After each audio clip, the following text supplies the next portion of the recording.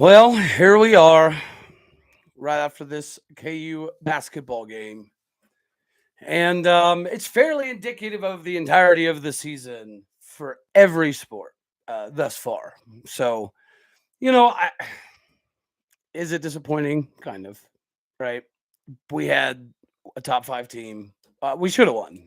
There's no ifs, ands, or buts about it. That's the game that we absolutely should have won. But all it does is I don't know, it just reaffirms just how this season has gone as a whole. Football, obviously, the same, but I mean, I think you could make the argument that the disappointment in football is worse than the basketball thus far. But continuously being this close, this close, this close, like it's frustrating. It's something that we're trying to learn to deal with. But again, I think you can find some bright sides in this. If you caught the tail end there, I listened to the Bryce Thompson interview, and just like he said, right, he got hot, and even though we came up short yet again, it's just more proof that we can hang with anybody in the country at any point in time. It doesn't matter who. So if we're looking for bright sides, that's definitely the bright side. It's still extremely logical to think that we have a shot at winning the Big 12 because the Big 12 is the biggest, baddest conference in college basketball at this very moment. And we're clearly good enough to be right at the top. It's crazy to be in 10th place, but to know that you're definitely a tournament team. Yeah. Yeah. Coach Hoyt, man, wouldn't she be nice? Well, maybe we should hire JC Hoyt as an assistant to men's basketball as well. Hell, make her a coach in football if we're going to go super bold with it. Because JC Hoyt's definitely she's got something cooking right now, which is going to make even more excitement available for Gallagher Iba Arena, which I think obviously is the biggest kudos here. And the benefit of here is, okay, so we knew Bryce Thompson, or we hoped, we didn't know. We hoped Bryce Thompson would come out and have a major, massive game because it's against KU, right? That's where he went initially, being a 5-star out of high school. He went to KU to play for Bill Self to do what? Play for a title. Last year, he had that stripped away from him. And then what does KU go on and do? Win a daggone title. So good and well that Bryce Thompson wanted to do something special for today's game. And he goes and drops 23 points. We're going to have another shot. We're going to have another opportunity at KU in Gallagher Arena. And we have just proven that if we play even 3/4 up to our potential, we should win the ball game.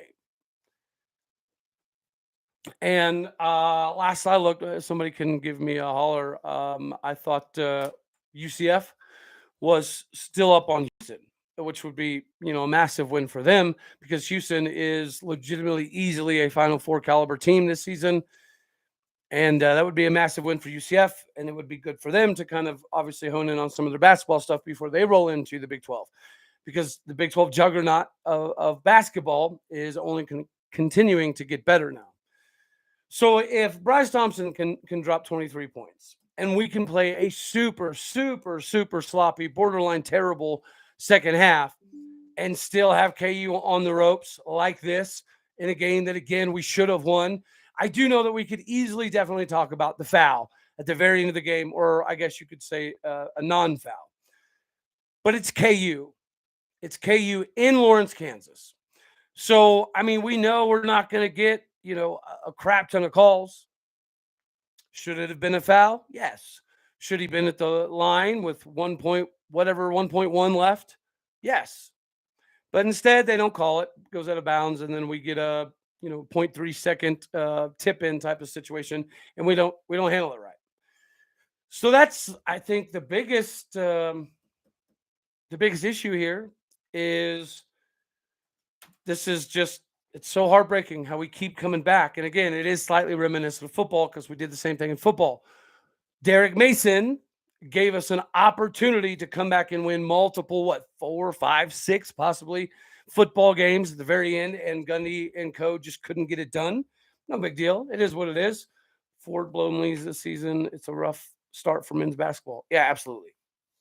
But again, I try not to. I'm not drinking orange Kool-Aid. I'm drinking strawberry lemonade Kool-Aid. So maybe it helps me slightly dilute my fandom, but it isn't ridiculous to know that Oklahoma State is, again, this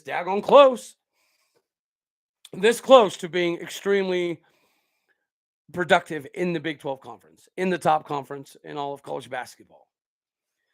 So, I mean, it is what it is. We've got stuff to work on, but it's not much. It's clutch moments. Now, is it slightly difficult to develop, the clutch type of situation without a Cade Cunningham? Yeah, it is, obviously.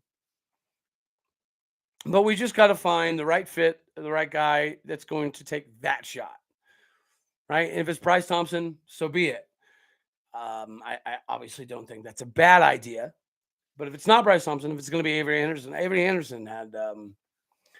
had a rough night, right? They had a plan to clearly shut down Avery Anderson. Now, Bryce Thompson, he carried the load for us. But you got to think, as we prepare for West Virginia, as West Virginia prepares for a game against K-State, and K-State's 11-1. The Big 12 again is just it's loaded beyond belief, and we're going to have several opportunities to take control. We're going to have several instances where we can make major pushes in this Big 12 conference for basketball. Because anytime you can take Kansas to the ropes like that, and again, we should have won the game. It just, it didn't happen. So it is what it is. We'll let some people kind of continue to roll on in here. If anybody has any football questions or basketball questions or whatever, feel free to fire away. But yeah, if we're focusing on basketball, it's just too much talent to not win games. We just have to figure out the clutch side of things. Again, how we do that, not 100% sure, but it has to be done because we can't continue wasting talent. It's the same in football. If we continue to waste talent, then it's not going to go anywhere.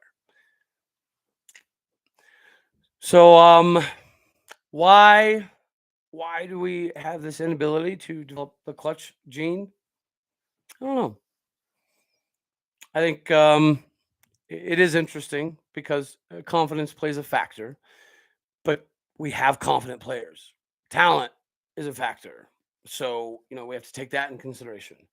Any coaching rumors? I think, no, not anything necessarily new. I think the Marcus Arroyo thing is still on the table because he's a pretty hot commodity and he hasn't gone anywhere.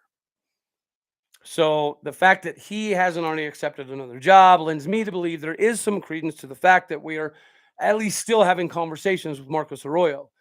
And then obviously the Cale Gundy thing, right? At one point in time when Cale Gundy first left OU, and there was even talks about him potentially being on staff. With the OAN t-shirt stuff and the Cale Gundy situation, I did think that it was a potential possibility that from a media perspective, it wasn't going to be the greatest idea in the world. But now after the end of this season and the way the bowl game went, we're at a point in football where we have to make some moves. It's no longer a question of, does Dickey make sense? Does McIndoe make sense? Does Dunn make sense? Does Rattay make sense? You can go on down the line. But we have to now graduate from that because, again, clearly there are issues in the locker room. And I don't think we're set up in a position at this very moment to capitalize off of more unnecessary losses. So I think, again, Arroyo's still on the table. I for the sake of the program, just to insert a bunch of energy and momentum, you have to have some sort of momentum going into the offseason. We've got to make some changes, even if it is a Cale Gundy type of situation. If Charlie Dickey and Coach McIndoe, and you could argue Coach Rattay, or even Coach Dunn, if all of these dudes have a job or the same job, then we have problems. There are problems in Stillwater, Oklahoma. And then it becomes, The difficulty, which is part of my other show today, is how long do you have before you potentially slip into a little bit of obscurity, right? Nobody wants to revisit the early 90s. Nobody wants to revisit when winning 7 games was a big flipping deal. And again, I've said it before, I'll say it again.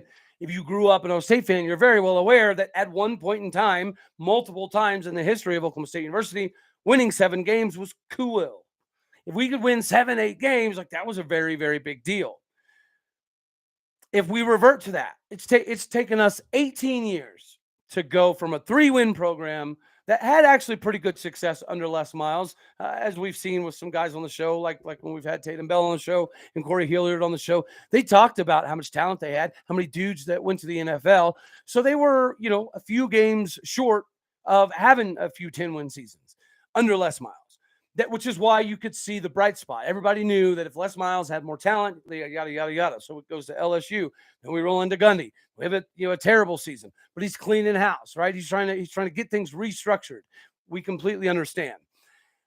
And now it's 18 years later, and we have had more sustained success than what 80% of the Big 12.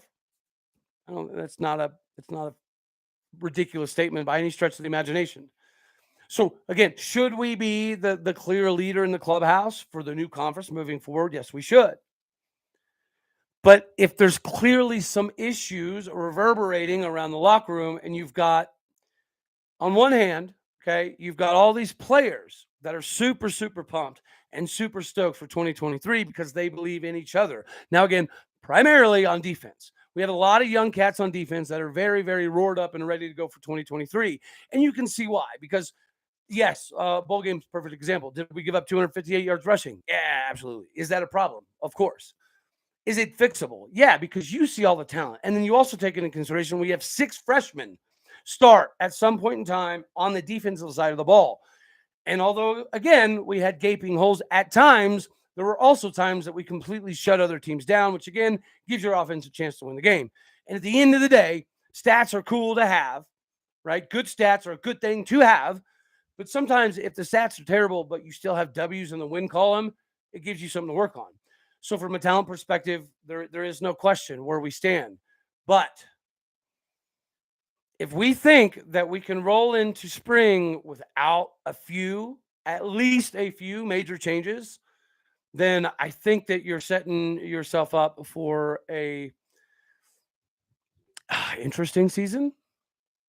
And then the question lies, if Oklahoma State University, let's just say completely hypothetically speaking, if we go from a spot like a 7-win season this year, and let's say we win 7, 8 wins next year, and then let's say the year after we win six games, if that is the course of action that we go on, how long do you think it would take for Oklahoma State to backslide a little bit? If we had back-to-back 7, 6-win seasons, do we recover? How long does it take to recover? Can we pull a Kansas? Can we flip it around in a year and a half? Because this last go around, it took us 18 years. So my biggest thing and why we have to have some shakeup in coaching is, again, the momentum side of things. Right now, everybody is pretty well aware that things aren't great. And Gundy obviously is too, because Gundy has made some phone calls, which are very important to, again, vie for that retention of all of your roster. Thus far, we've done a decent job of not getting completely ripped apart. As we've already discussed, Spencer Sanders, yes, it's a pretty decent size loss. Mason Cobb could be a pretty decent size loss. I think you could argue that Justin Wright is going to be able to fill in pretty quickly, pretty easily. You did see some development having Nicholas Martin throughout the course of the season, as you did Lamont Bishop, especially in the bowl game. So Xavier Benson, if he can play like he did the last 2 games, right? If you go back and look at film, we have 2 games in a row now where we see a different Xavier Benson. So if this is the new Xavier Benson moving forward, we're on to something here from a defensive side of things. Okay, we lose Trace Ford. But again, Justin Goodlow is somebody that could easily slide right in. That is the objective here. Why do we have, if you look at On3 Sports, again, they had Oklahoma State as number 1 transfer class in America. And at the end of the day, if you look at different publications, we're either number 39, 40, 41 in the high school overall kind of recruiting class. So if you take in a number one and or easily a top 5 transfer class, mixed in with all of these freshmen that got to play, I don't care what happens, as long as we invigorate and inject a little bit of life into the program for the off season, we're going to be fine. Make some great changes and make push next year. Do we honestly feel like we could fill a stadium in orange? Yes, absolutely. Oh yeah. If Oklahoma State University makes it to the CFP, I mean, what have we been waiting on? Like, how many times have you heard, even just maybe even in jest, right? But I think I've even done a poll before, or at least asked questions on the show to people like, if you had to pick right here, right now, somebody's twisting your arm, would you rather Oklahoma State football win another national title, or would you rather have basketball and baseball win a national title in the same year? I mean, some of you should comment on that as well. I'd be interested to hear. But we've asked this before. And the common consensus is typically football. Why? Because the only national title on Oklahoma State's record books, nobody ever saw. Right? Because it was washed away historically for a long time. Thankfully, the American Football Coaches Association is an organization designed to come in and fix that type of thing, which is precisely why we did, in fact, get the 1945 national championship awarded to us. And if anybody wants to have an argument about that, again, you can say it's not like Oklahoma State University, right? Comb through the history books. And we looked at the Heisman voting and we realized that while Bob Fenimore ran for or produced 1,641 yards by himself, and then the winner of the Heisman Trophy ends up getting what was it, 722 yards, Doc Blanchard, and then the second place recipient for the Heisman voting was Glenn Davis, which was his backfield mate at Army, who had 933 yards. So overall, collectively, right, these two guys, first and second place in the Heisman voting, collectively ended up being 9 yards. They had 9 yards more than Bob Fenimore by him daggone self. So would it be nice to have that corrected? Yes, but evidently we cannot. So to have the national championship corrected, that's kind of nice because let's face it, it is what it is. And it is because, and this is the sole objective of the AFCA, is to correct these errors. Back then, all of the voting, not all of it, okay, but 90%, 85% of the voting for the Heisman and all of the awards were all on the publications on the East Coast. Because again, that was back when it's not like the Midwest and South had an abundant amount of media resourcing. So nobody saw Bob Fenimore. So that's why he got shafted. And that's also why that we got awarded the 1945 national championship by the AFCA, not by Oklahoma State University. We didn't ask for it. We didn't go digging for it. It came up and we got awarded, and it statistically checks out. And the AFCA has allowed the Army multiple opportunities to supply some sort of statistical records indicating that they got robbed and it needs to be reversed. But Army can't do that, and they won't do that because they haven't done that. So that's what that is. But most people would say they want another national title in football because of the controversy surrounding the 1945 one in general over a basketball and baseball national title in the same year. I don't know that I entirely agree because, I grew up with basketball and baseball being very, very, very, very good. So if you have that argument and we have the bowl game that we have the season that we have, you got to ask the question, what is wrong? Why did we lose Spencer? Why did we lose Trace? Why did we lose Mason? Why did we lose Jabbar? I know they're not massive. They're big, right? But again, just like we had Justin Wright filling in for Mason Cobb, we'll have Justin Goodlow filling in for a Trace Ford that only played half anyways, not to mention when he wasn't hurt. I'm not saying the talent level is an issue. We all know Trace Ford's an NFL level talent. He just either couldn't stay healthy or had to rotate with people like Colin Oliver and Brock Martin.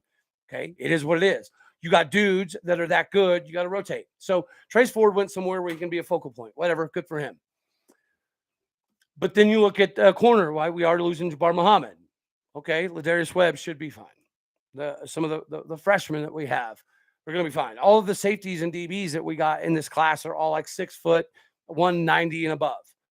So we're clearly going after bigger dudes. We want guys to be able to line up next to Kendall Daniels when they get off the bus and have teams naturally say, oh, crap, they passed that eye test thing. And we've talked about before, Gunny's talked about 733,000 times that it's really hard to get 300-pounders to Oklahoma State University. Now, just you go look at next year's roster. It's not the case anymore. There are multiple 300-pound dudes at Oklahoma State University now. So all of the things that Gundy has said over the years that have limited Oklahoma State are no longer, the exact thing. And the last thing you want to do is alienate people. And when your coach is causing problems in the media that are completely unnecessary and realistically slightly uncalled for, when you have a coach doing that in a disastrous time of the season, it's hard to get pumped up, right? It's really, really hard to get pumped up, which is again why we need to do something. We have to inject some energy into the off season, because if we don't, things will become an issue. And if things become an issue, do we have the A&M money? Do we have the Texas money? Do we have the Miami money to suffer a few mediocre seasons and then be able to, again, inject enough ability and capability to get things back up to snuff, like a Kansas State? I know this has been a slight slow grind for Chris Kleiman over in Manhattan, but it hasn't been an 18-year situation, hasn't been a 16-year situation. Pretty sure changes are coming. Yeah, 100%. We have to. Again, it's again no longer a hey, we could use some changes. It is now morphed into holy bejeez, we have to do something. We have to keep the people engaged, because engagement right now is at, I wouldn't say an all-time low, obviously. That would be very, very disingenuous and sarcastic, but it's not a good spot. And instead of immediately fixing it, Gundy's pulling this slow grind thing. And whether I take slack for it or not, again, all of this will eventually be stuff that we can point exact fingers to. But obviously now it's predicated upon rumors and conjecture and things of that nature. And I get that. But as I've said before, I can tell you this, the most frustrating thing that you can do anywhere involved in this industry is to have to sit on things. It is not fun. Matter of fact, actually I had my primary show from that I was going to put out yesterday, because I said some things that you could kind of see. And then I had a few conversations that verified, right? And so then it went from, should I put this out here because I don't know? And then when I found out that things are, maybe a little bit different than we're anticipating being, then I realized I just couldn't say anything. So it is what it is. But again, it's a must. It's an absolute must that we do something in coaching, just to kind of keep people engaged. Because who knows if this is true, but I've been told if things go at this rate, there will be a drop in ticket sales. Now that's purely speculation. I have no idea if that's true or not. But I mean, it's fair to ponder. So when do you think we hear something? They said after the bowl game. Or do you think Gunny has already had talks with who he's letting go, or who he'll think we'll try to find replacements first? Yeah, clearly, there's definitely talks going on. Like that's not a massive secret. It just says there's still talks going on with Brennan Armstrong, the transfer quarterback from Virginia, and to some degree Grayson McCall from Coastal Carolina. So yes, there are things in the works. And why we're waiting, I don't know, because I don't think it's a good thing, right? You have another recruiting window that you could potentially capitalize on, and instead we're sitting idle. And again, I know Gundy loves to sit idle, and then pop up in the weeds late in the process with somebody from Shippensburg State University or Princeton or Gumble Fumby Buck University. I just the floor of next season has to be 9 wins. Yeah. Oh yeah, no doubt. I would say higher. But that's the thing though. So if everything continues as is. If this is a status quo moving forward into next season, we are in bad shape. I'm telling y'all, you can write it down, take it to the bank. We are in rough shape come spring ball if we don't change some things. And then it goes from the basement must be 9, 10, 11. I would say 11 wins. If we make just a few changes, right? And we return all of this talent and we don't lose any more big time transfers, really. It has to be a 9, 10, 11 win season. Like it absolutely has to be because once again, I don't think we have the capability to afford back to back to back, mediocre seasons and then be able to just immediately be ultra competitive because the cowboy culture is a thing, but the cowboy culture clearly needs to have some little tweaks. And that's the scary part because Gundy does not like changing much. And he admittedly changed all the practice stuff from thud to shell instead of full contact for the Kansas State game. And it didn't go right. He had to admit it didn't go right. The players have talked about it not going right. Even on the show, some of the players have talked about how that just it wasn't going to go right.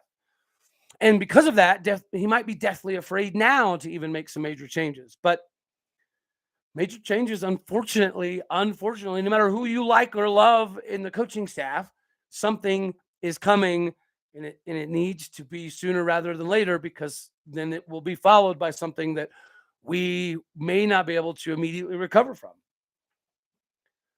Dive more into the money and donors a little. We lost Boone. Are we hurting from financial support side as far as donors? We know the state of Oklahoma is financially hurting. We're doing fine. And as evidence, so you can actually look all of the NIL amounts for guaranteed pay or future pay. They're public knowledge, right? So you can actually go see what the NIL collectives are doing. Now, our thing is a little bit different than, let's say, an OU. We'll use them as an example. OU is trying to make it to where they have one collective, right? One big conglomeration of people who account for all of the NIL stuff. Right now, I think they have a couple, maybe a few. But again, I do know that there's an agency that is publicly, vocally, verbally trying to get OU to consolidate to their company and their company alone because it'll help to some, I don't know for what, but I don't know if that's the right move or our move. Our move is we have like 5 collectives now. I think we're going to end up going down to 4 if I hear correct. But we're taking a much wider approach. Now, will the finances end up being fairly comparable to a large portion of the Big 12? 100%, no questions asked. So from an NIL perspective, we're fine. And then, okay, we do still have some of Boone's money. There's a family trust type of situation.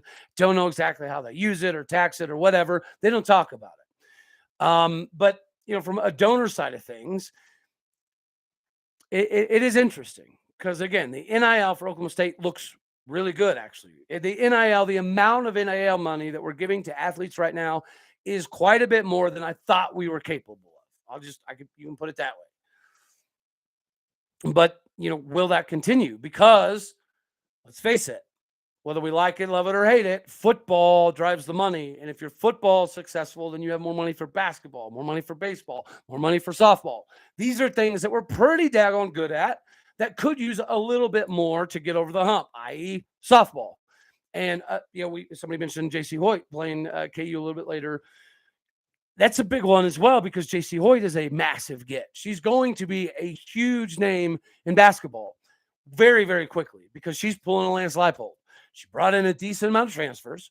She convinced a bunch of Okies that were playing elsewhere, that were starters, that were productive, that were all conference to come back to Oklahoma and come play for O State.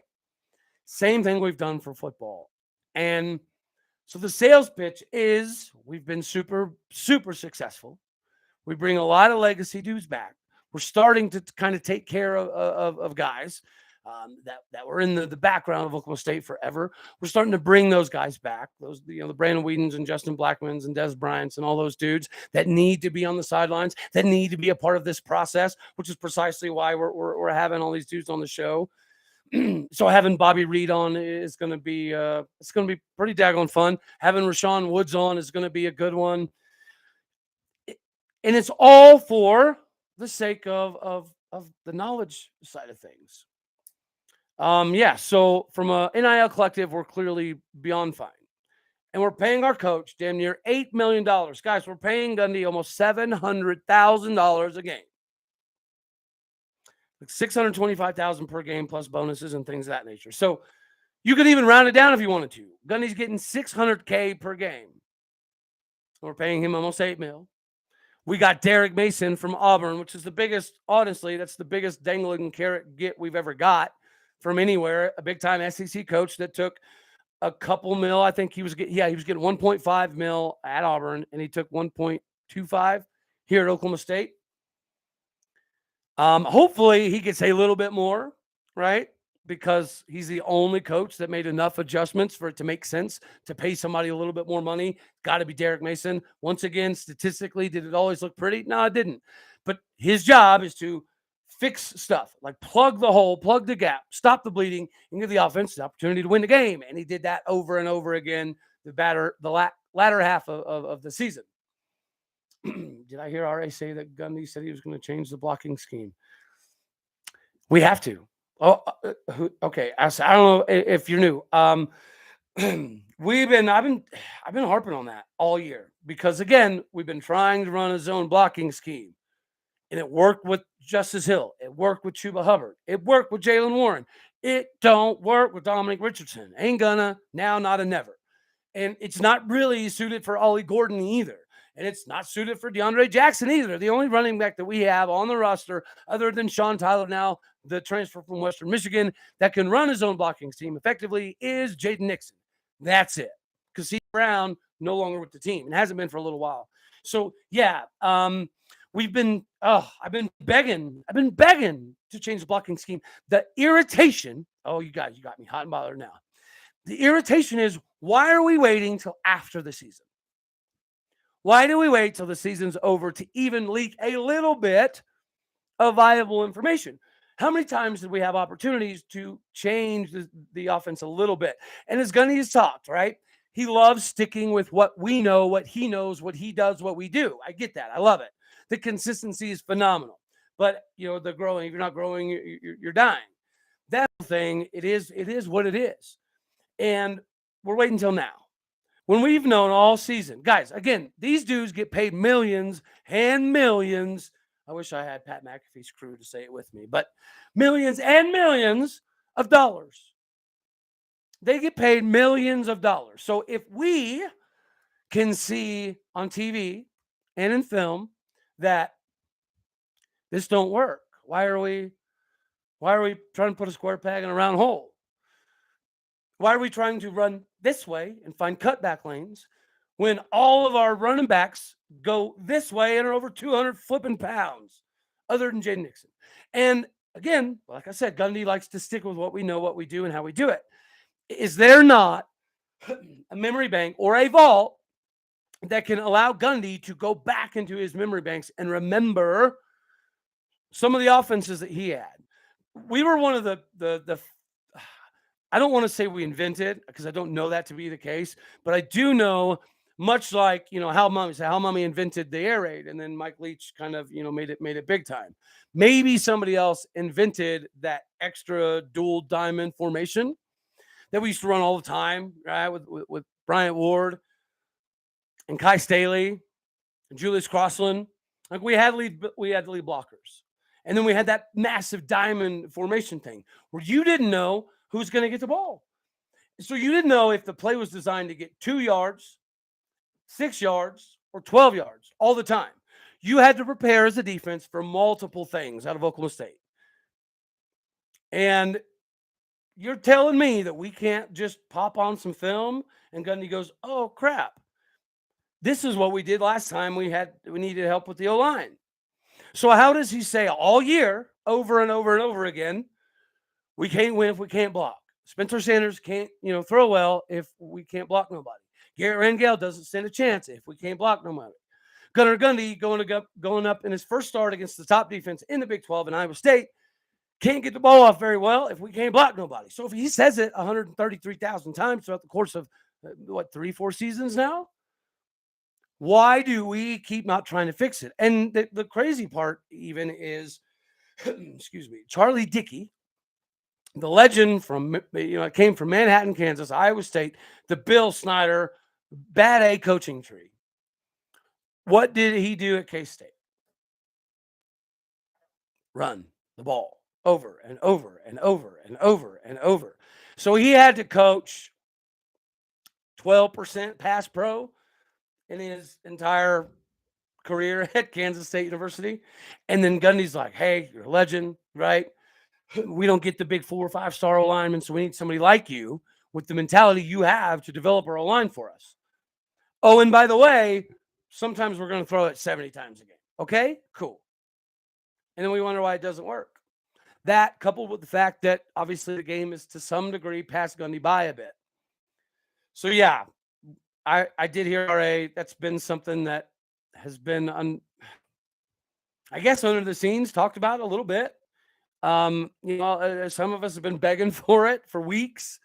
Let Dominic Richardson and Ollie Gordon eat. Just bada boom, bada bing, north and south. This lateral, find the cutback stuff, it hasn't worked. And we knew it wasn't working ever since somebody named Jalen Warren went on to the NFL. Yet we continue with it. There's guys we offered that Wisconsin is picking up now. Well, yeah, there was a lot of dudes at that game. Yeah, there was a lot of recruits at the Oklahoma State Wisconsin game. And if you operate anywhere off of the KISS method, right? KISS, keep it simple, stupid. If you operate off of this KISS method, then naturally the simplicity of coming to Manhattan and winning versus going to Stillwater, Oklahoma and maybe not doing the same, yeah, it could potentially become an issue. Has anyone heard anything about coaching changes? Yes, kind of. Okay, but here's something interesting there. So I had a conversation a few weeks back with somebody that, kind of talked with me about some things. And I asked him if this information was allowed to be made public. And he said, yeah, I don't see why not. So we let it rip. And that information was, it looks like there's a good chance that we bring Marcus Arroyo and an offensive line coach with him back to Stillwater. At that point in time, didn't know a name. Obviously, it ends up being TJ Woods. And, we let that go. And then we also kind of discussed how it was also potentially rumored that Casey Dunn would be taking a promotion/demotion type thing where he's back in charge of wide receivers, but also gets a little bit of a pay raise type of situation to keep him happy. And then not me, but somebody else that, does have a pretty good amount of access that covers some things, that goes to camps all across the country and sees a lot of these recruits in action and how it kind of goes down and some of the things that are said. He posted the exact same thing that we discussed like 3 days later. And he posted it, and then he put all of the coaching possible changes. And if I recall correctly, Oklahoma State University or somebody got that taken down, and he was temporarily banned there for a little bit. So clearly, maybe it's past. I don't know, right? That was a few weeks ago. But maybe there was enough smoke to that fire that they didn't want the information out there, especially before the bowl game. So Oklahoma State, somebody shut it all down. So the information about Arroyo and TJ Woods, Arroyo and an O-line coach, and potentially Dunn's promotion/demotion got put out, and then it got taken down and it got banned. So the question is why? Again, maybe at that point in time, it was true, and they just didn't want to get out. And now, obviously, the Cale Gundy talk is growing a little bit more. And with the situation we are in, that would be as much as a media hit it would take, and as much as we would have to deal with the Oklahoma State Gundy brothers or possible racist type hooliganry, we would have to. But Cale Gundy would be somebody that would stop the bleeding right here, right now. Even if it was just Cale Gundy. Even if we announced, Monday that Cale Gundy's coming to Oklahoma State University, it would come with some controversy. Okay, absolutely. But it would also come with a lot of dudes being able to look at it from a business perspective. That's the thing now. The days of, the rivalries being so heated that they hate each other, they're kind of a little bit different because these recruits now stay in touch constantly. They do things together. They go to camps together. They go out to eat together. It is what it is. And you couple that with this new kind of era in recruiting, and it could make it a scary proposition that you fall apart pretty quick. And if you don't have the coin dollar bills to keep up, because again, we're going to have enough money. That's not going to be an issue. We're going to have enough money for people to come to Oklahoma State and still be comfortable and not have any major financial issues, but also plan for something a little bit more. That's still a very, very easy possibility. Will it happen? That's where we're hanging. Do you want Erangel to lead us next season or an Armstrong? Okay, I think I'll just answer the question. I would rather have at this point in time, maybe an Armstrong or a Grayson McCall to help bridge this gap a little bit. What I would like to say is, does it matter? We had Tom flipping Brady. Or, okay, that's unrealistic. Okay, let's say CJ Stroud decided he wanted to go from the OSU to our OSU. Let's just say that as a crazy hypothetical. If that were to happen, but we continue with this same play calling, we rolled the same offense that showed up against West Virginia, that same exact offense, darn near. We rolled that into the bowl game. So, I mean, it wouldn't matter if we had CJ Stroud all that much. Does CJ Stroud's talent by himself win us a couple more games? 100%. That's fair. But if the play calling is the play calling, and we are running, so I had this conversation last night with somebody. When you have, let's say, a 3 wide receiver set, which is pretty common, right? You'll have, let's say, your Z receiver on one side by himself. Sometimes you'll have the slot with him. But let's say on the other side of the field, we have the X and the Y together. Okay, the slot is the Y. And your slot receiver, just envision when we didn't have as accurate of a quarterback, we could get the ball out to a Josh Stewart over and over and over and over and over and over and over and over and over and over again, and a Jason Glidden, and even you could go back to a Bo Bowling, right? I hope I'm tripping back into some memory lanes with y'all, but when you look at Dylan Stoner, right, these slot receivers that can dominate inside because they're a matchup nightmare. They're big enough to take on the hit of a linebacker, right? And they're fast enough to burn and get big enough to outjump a DB. So, the capabilities are, again, once a thing that are endless, but goodness gracious, it's hard to wrap your head around because it's so vanilla. Our route concepts, instead of hammering home underneath where we are a matchup nightmare, look at like the bowl game. We're sending John Paul Richardson and Brennan Presley 12 to 15 yards down the field before they run a scissors route. Let's think about this from a football perspective. We run a shotgun system, which means our quarterback is not getting the ball, but he's already 5 yards daggone deep in the backfield when he gets the ball. Yeah, fair. So what is fairly standard? Go back to watch a Brandon Whedon, even to some degree a Mason Rudolph or a J.W. Walsh or a Clint Shelf. You get the ball, open your hips, 1-step drop, let it go. Or 2-step drop, 3-step drop at max. Why on God's purple earth are we taking a shotgun snap at 5 yards deep and then taking a 5-step drop on top of that when we know that our line can't block for longer than 3-4 seconds at the very moment. It doesn't matter who's playing quarterback. If we're taking a 5 to 7 step drop after already getting the ball 5 years in the backfield, not only is it a difficulty for the timing, not only is it difficult for the wide receivers to get 12 to 14 to 15 yards down the field before they make the break on their route, simultaneously asking the offensive line, hey guys, you've struggled mightily all season, but do us a favor in this one game, hold on to the D line for 4 seconds. Yeah, cool. And then we're making a 25-yard throw, a 35-yard throw. So again, I would love to see an Armstrong or a McCall. I would. I think it would be good for us. I think it would be good for the development of Rangel and Flores. But if we don't change this offense, it ain't gonna matter. And again, yes, I am hearing the rumors, and I goodness to me, hope they're true, that we're changing the offense a little bit. And if you look at the recruiting class, I ain't talking about it being number 39 or 41 or whatever, but just the tenacity.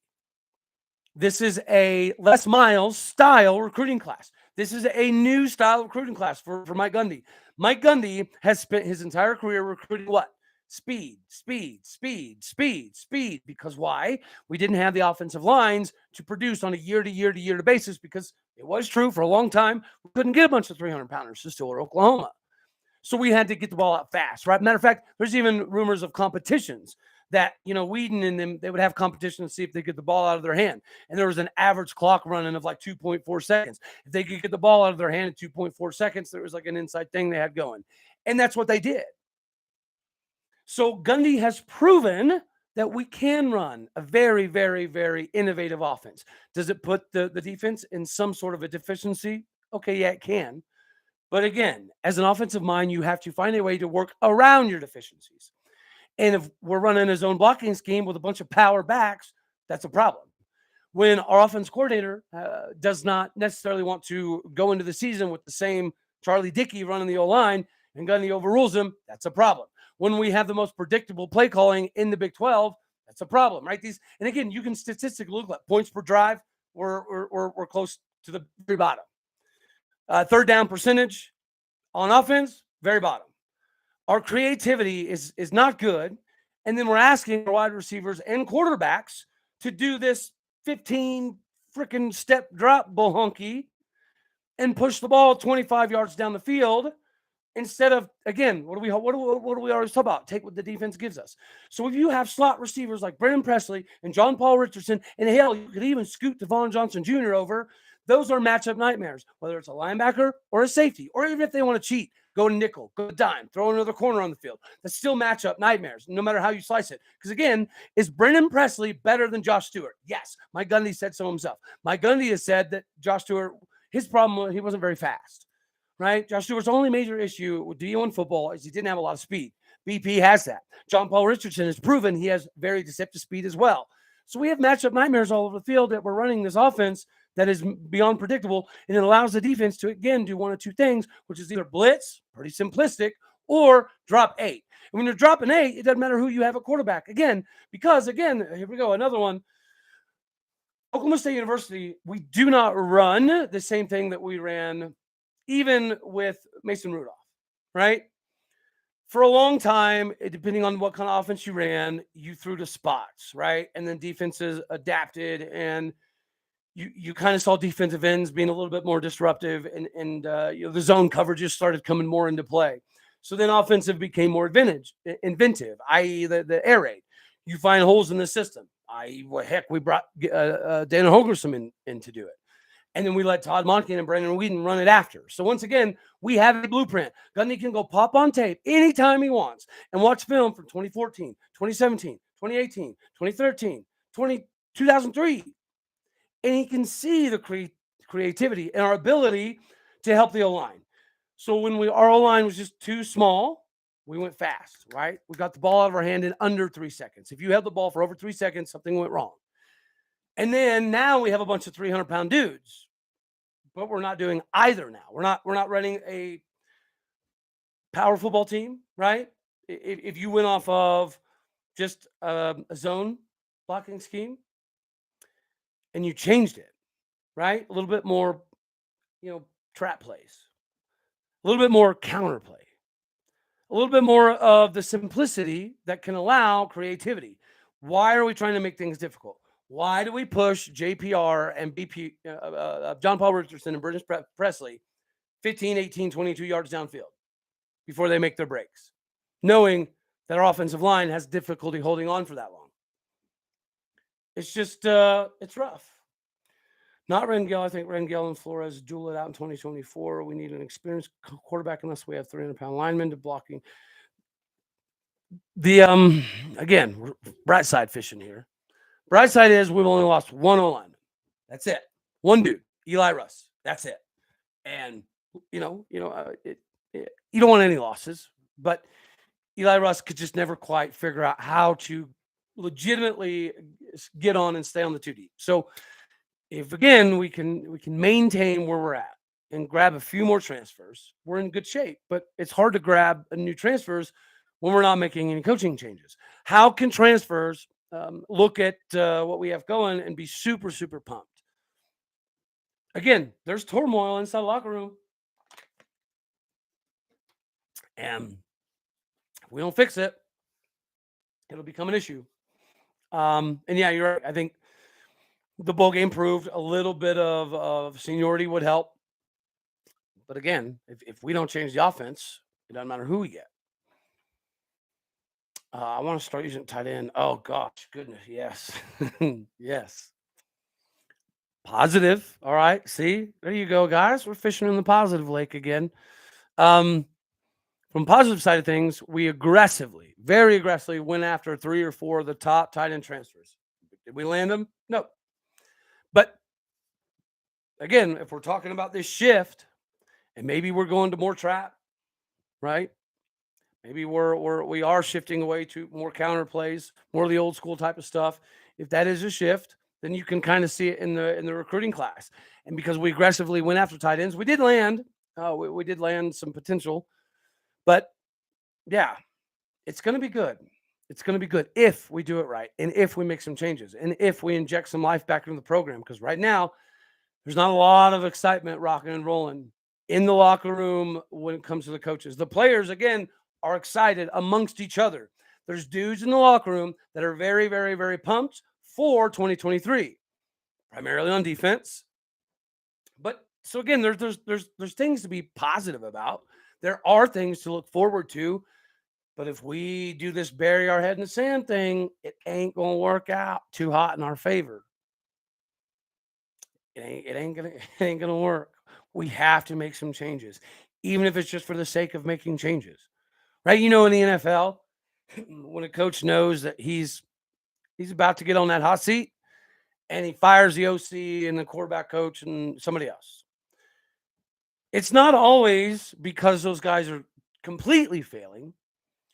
Sometimes it's just for peace of mind. It's just for people to see the head coach and the university or the team in general say to the public, yes, we understand we've got some issues. Yes, we are publicly trying to fix it. So here is our attempt at publicly trying to fix it. That has to happen. 100%. I'm guessing that's why we offer tight end. Yeah. Yeah, we're re-recruiting tight ends again. It's a concerted effort that we've undertaken. So, yeah, if we go back to more big boy football and we take advantage of the size that we finally have, we finally got a bunch of big dudes. Go look at the roster. You'll find 6'7", 6'6", 6'8", 295, 305, 310, 320. We've got it now. And we've got some on the D-line as well. Plus, we do have potential candidates to come back like Sione Asi and Sam Tuialamaka and Nathan Latu and even a Ben Kapinski. So the options are out there. But momentum, some of these dudes are not going to come back for the same old.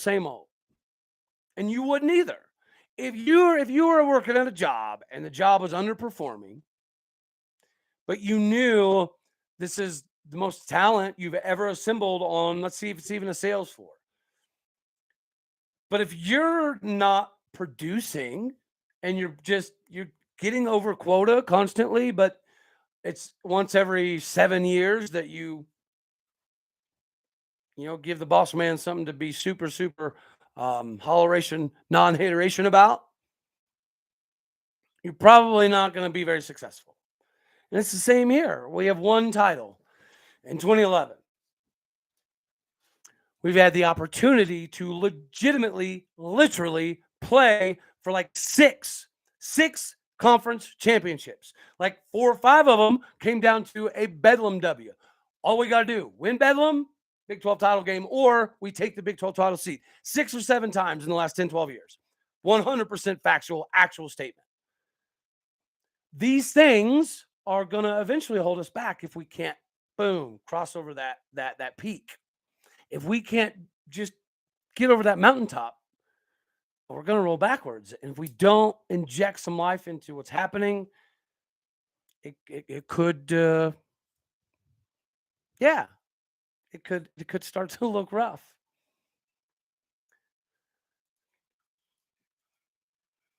As head coach, would I rather have Arroyo or Gundy? Okay, you have to give Gundy another year. 100%. Oh, as OC. For production purposes? Oh, okay, got you. Well, okay. Cale Gundy or Marcus Arroyo? Okay, because of potential negative backlash that is going to inevitably come if we hire Cale Gundy, I would prefer Arroyo to run the OC, especially given the fact that we know if we have Arroyo, we also most likely get TJ Woods to come in with him. If Marcus Arroyo and TJ Woods come to Oklahoma State University, that immediately, instantaneously injects the life that we need. 100%. If we inject that kind of life, then we're going to be beyond fine.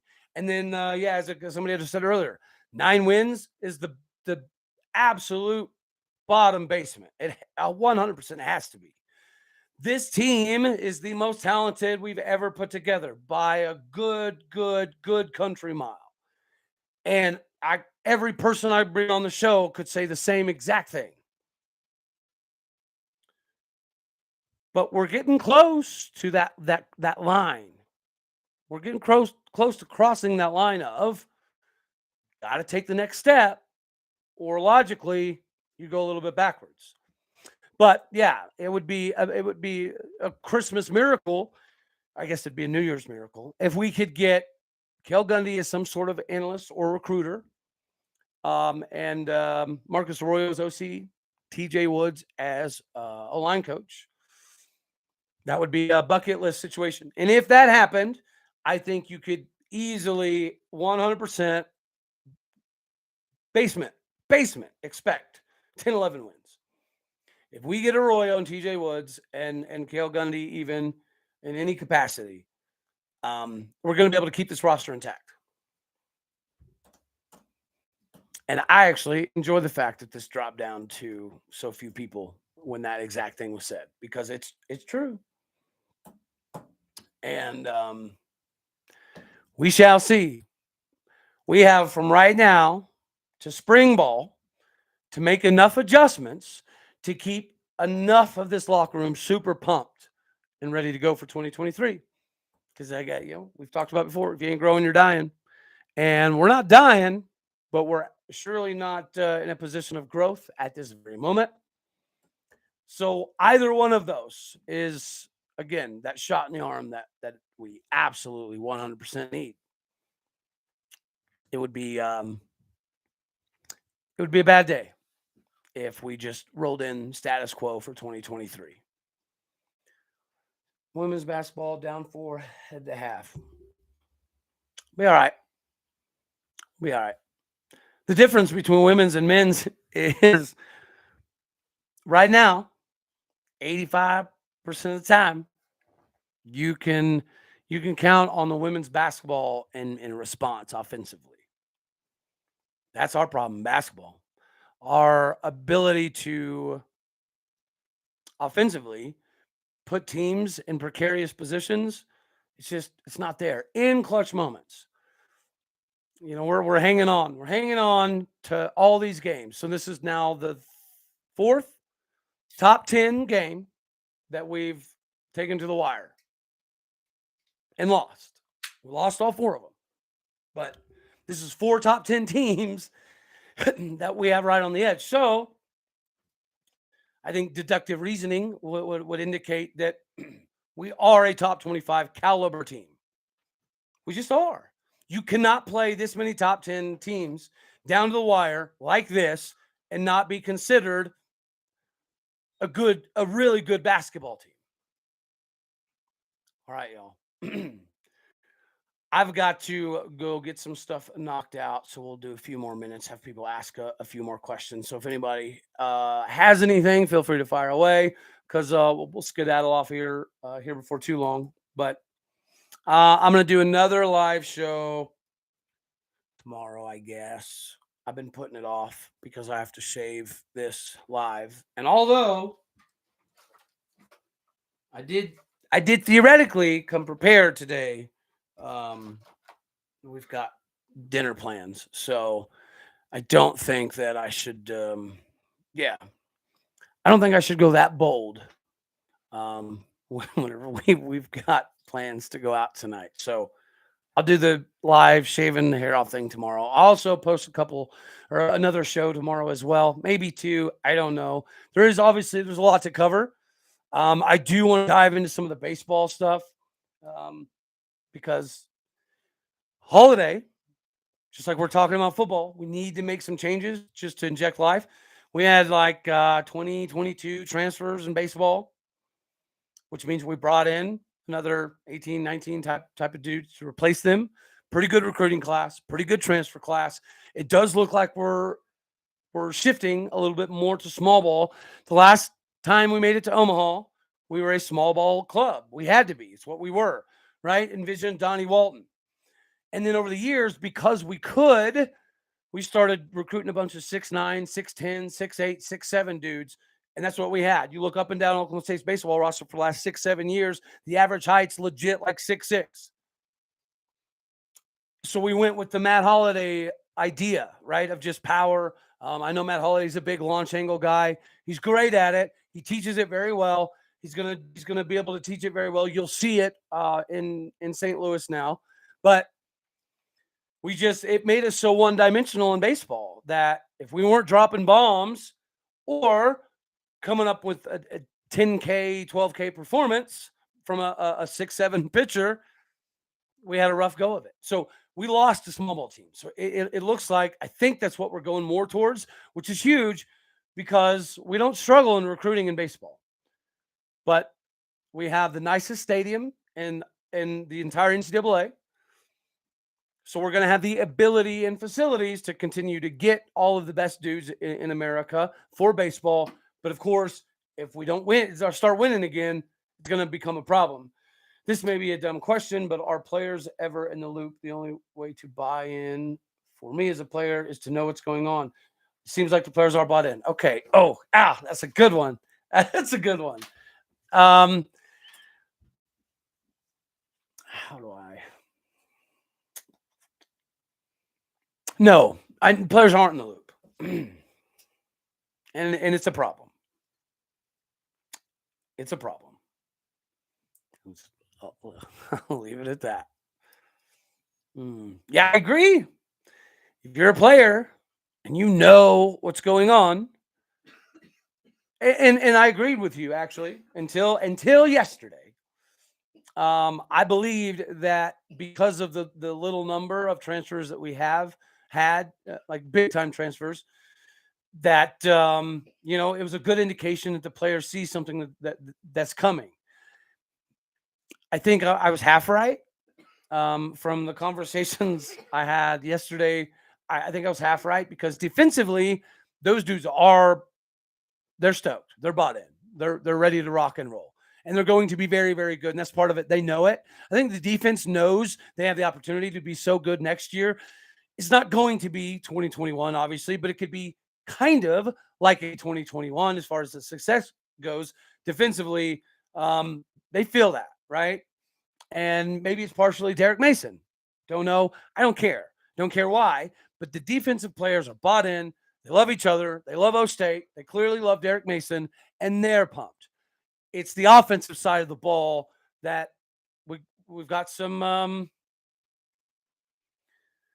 got some questions that need to be asked. And in my opinion, um, the players need more say.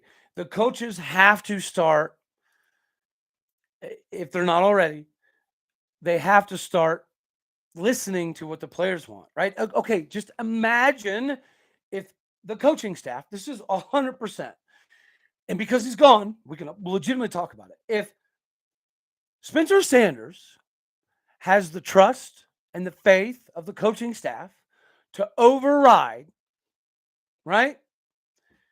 To literally take the keys to the offense and override Gundy and Dunn on the fourth quarter, and make decisions that he feels are confident and he can make them. No, we're not going to punt here. No, we're not going to kick a field goal here. No, we're not going to pass here. No, you know what I mean? If Spencer has that and it has that level of say, I would bet you a significant chunk of coin that he would still be at Oklahoma State University. I would also bet you a little bit of coin that we would have had a better season this year. The problem is stubbornness. And it lies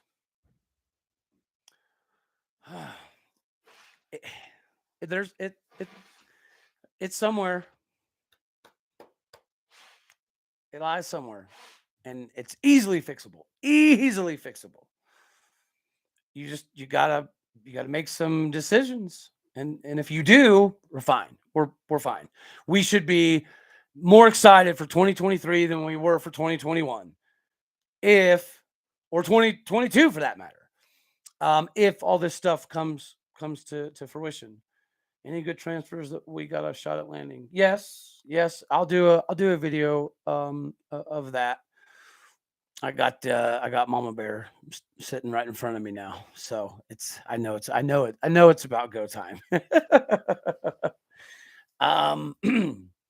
So yeah, I'll do a little bit of a breakdown on some potential transfers that we still have, and there are some out there. Again, other than Brendan Armstrong and Grayson McCall, there are some more possibilities. I think tight end position is something that we're still trying to kind of focus on. Getting a few more offensive linemen is a must, just for depth, right? Because we have found out the last couple of years, 2021, we stayed fairly healthy, which helped Jalen Warren quite a bit. But if we can get a few more offensive linemen just for a depth type of thing, it's going to put us in a good spot. I think we're okay on the line. I think linebacker, we've athletically taken an upgrade. Are the upgrades all going to be ready right away? Probably not. So linebacker may be much of the same. Cornerback, we have more depth. But is Ladarius Webb Jr. going to be as Jabbar Muhammad? His videotape looks like he very, very well should be. Genetically, we know he absolutely very well should be. Justin Goodlow, he's going to fill in just fine. Could we don't need any more safeties. I think we saw that in the bowl game. Lyric Rawls is a dude. Kendall Daniels is a dude. And clearly, it was fun to finally see Trey Rucker out there. He's gonna be a force. Colin Oliver is somebody that seems to be coming on with a little bit more seasoning. The more quarters he plays, the better he gets. Him rotating with Trace Ford clearly was not great for his development. So we're glad he's sticking around. But again, Colin Oliver sticking around, Kendall Daniels sticking around, Lyric Rawls sticking around. And I'll tell you this: we've got 9 people. Should have had 10. But I'll tell you this: the next guy that should be a very big surprise in the back end is Cameron Epps.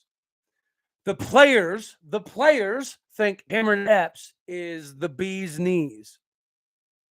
If it's true, plus Ladarius Webb Jr., some development out of Corey Black, our cornerback position could legitimately be better. And again, everybody in this recruiting class that we recruited for DB, they're legit like all 6 foot, 6'1", 190, 200, darn near. So imagine the Seahawks, right? When they had the Legion of what was it called? Legion of Doom or Boom? It was Legion of Boom, I think, maybe. I could be wrong. But anyways, you could imagine that because that's what they imagine. They're going to be able to rotate at safety and play at a level that we haven't seen in a while. If Derek Mason is willing to push the envelope, which clearly if all of these players are this bought in with this amount of speed, I would be willing to bet that if you did like an average, and I know somebody could do this statistically, if you found the average of everybody's 40 time on defense, I would guess all of the specialty guys, DBs, corners, and I even argue maybe linebackers, every single one of them is in the 5'4", 5'5", range. It is what it is. We finally have that at Ohio State. Plus, we have some 300-pounders, not just a couple. Now we have several. So again, all of these things that Gundy has been emphasizing over the years, we have. We have the money. NIL is proof. Are we ever going to have A&M, Miami, Texas money? No, we're not. We're not going to have that. Are we going to have enough money to stay beyond competitive, overly competitive with a Texas Tech or a Kansas State? Yes, 100%. Are we going to be able to outland recruits still with most of the bottom half of the SEC and the Big Ten? Yes, we will be able to do so.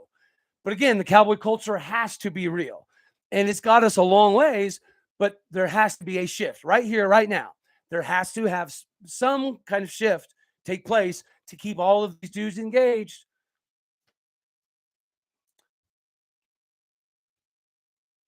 Those are coaching decisions. Changing play line of scrimmage would be more like it. Well, yeah, because that's Brendan Whedon had that ability, and as did Mason Rudolph. But my irritation is Gundy said preseason, out of his mouth, not mine, he said, we have given the keys of the offense to Spencer Sanders. No, you did not. It's clearly evident that did not happen. And Spencer Sanders clearly not super happy about it. So Gundy went on live air, right, and a press conference, and he set a certain degree of expectation for Spencer Sanders and the offense. So yeah, they were pumped. But and then again, you saw the reins being pulled in TCU, and it became a problem. And then all of the guys, the players, right? They come together closer while Mason Cobb is out and Jabbar Muhammad's out. And clearly, obviously, the outlier, Trace Ford is out. Okay. You think the sky's falling, but that was it. We didn't have a lot more after that, right? There wasn't a big mass exodus like some people in the media want to pretend. We didn't lose very many snaps, guys. And Thomas Harper, okay, that might sting a little bit, but don't you think it's possible that he can see that Lyric Rawls right behind him? Don't you think it's fairly fair to see that he could see Trey Rucker is about his business? So I don't blame T Harp. He was going to get lower snaps. It was inevitable. Raymond Gay obviously is playing pretty good. DJ McKinney seems to become somebody the players are pretty confident about. And again, Cameron Epps is somebody that everybody's very, very, very, very high on in the locker room. Yeah, there may have even potentially been some talk about burning redshirt this year, but it was unnecessary, yada, yada, yada. So Cameron Epps is somebody to watch out for. Going 4 on 4 down is not a decision made by players in any level. What? Okay. That's okay. That's a preposterous statement. Dude, you can go watch NFL films right now. You can go watch college highlights. And there's a million point 3 billion times that players talk to their coaches 24/7 all the time about, no, we need to run this play. Mike Gundy's talked about it. Mike Gundy's talked about times when players have overruled, back in the past and made the right decision. It happens every single day, bro. Come on, man. That happens all the time, right? Yeah, that happens on a regular basis. I mean, Baker Mayfield's talked about it. Kyler Murray's talked about it. Jalen Hurts has talked about it. Jalen Hurts talked about it at Alabama. So, yeah, no, bro. I love you to death. You are awesome. But that ain't quite on par. Now, you'll never let a freshman or a sophomore or probably even a junior do it. I mean, you could maybe let a junior do it, but yeah, if you got someone who's been in your program for almost 5 years and you tell everybody publicly he has the full keys to the offense, yeah, Spencer Sanders should have had the capability to override 150%. Come on, man. Come on. And it won't happen now. Because even if we do get a transfer, and that's the frustrating part, guys, is we miss an opportunity. If we get a Brennan Armstrong or we get a Grayson McCall, they haven't been in the system for 4 or 5 years. We're not going to be able to completely just cut them loose and let them go and do whatever. So our offensive play calling, again, has to become more creative next season, because whether it be a Brennan Armstrong or a Grayson McCall or Zane Flores or a Garrett Rangel or Gunnar Gundy, it doesn't matter. It doesn't matter who the starter is, you know, they are not going to have the ability to do any overriding. So we had another quarterback like a Brandon Whedon, like a Mason Rudolph, that had the knowledge and the capability and the cohesive inner workings with wide receiver core to do it. Didn't do it. So now we're going to go through a couple of years of not having the ability to do so. Like the only person that we have right now that has the grasp of the offense collectively to do that would maybe be a Gunnar Gundy, but does anybody trust Gunnar Gundy to drive down the field and make fourth quarter, fourth down decisions on his own? No. Right? Does anybody trust Garrett Rangel to do the same thing? Probably not at this very moment. No. Could we bring in the greatest transfer of all time and trust him to know the offense like the back of his hand and get the ball out in 2.4 seconds every snap? No. So we had an opportunity with Spencer Sanders and we didn't use it. Why Spencer Sanders is gone, y'all. It ain't, it ain't the hardest thing to put together. Spencer Sanders is gone 100%. There's absolutely no doubt because of the offense. That is a fact. That is an out and out 100% fact. He is gone because he wasn't part of the dictation of play calling that he said he was supposed to be at the beginning of the season. Again, out of Gundy's mouth. Live on a press conference, he said, this is Spencer's team. We're just going to let him go. And then you see Spencer visibly frustrated because there's 110 times that if you go for it or you run a different play or you do something a little bit different, it makes more sense. Like, okay, does Spencer Sanders have a viable argument whenever he wants to potentially do something in the play action game that results in a different play? Maybe Spencer Sanders understands that we could run some underneath routes instead of doing a 5 to 7 yard drop after the shotgun and make these decisions, right? Brandon Whedon used to change routes. So did Zach Robinson. Is Spencer Sanders, are you telling me, is it assumed that Spencer Sanders is not as intellectually capable as those guys? Is Spencer Sanders better than Zach Robinson? I think a large portion of the fan base would say probably so. So it's wild. It's a wild ride. It's a wild ride. But there's a lot of positives as long as, and I'll put this exclamation on it before I skedaddle on out of here. As long as we do make some moves, we have to make some moves. Even if it's just for appearance type of sake. Just to hold on to everybody, because we could find ourselves in a real bad spot. And then instead of having the ability to get to Arlington, we're having to have the conversation about, without these guys and this guys and these guys and this coach and this whoever, can we win 11 games or are we back down to we got to hope for 7 games? Because we are competitive enough to do some things, but we won't be if we slide too far backwards. Just my opinion. All righty, y'all. As always, I love you all. Until next time, God bless. Go Pokes. And we will definitely do this again tomorrow. Later.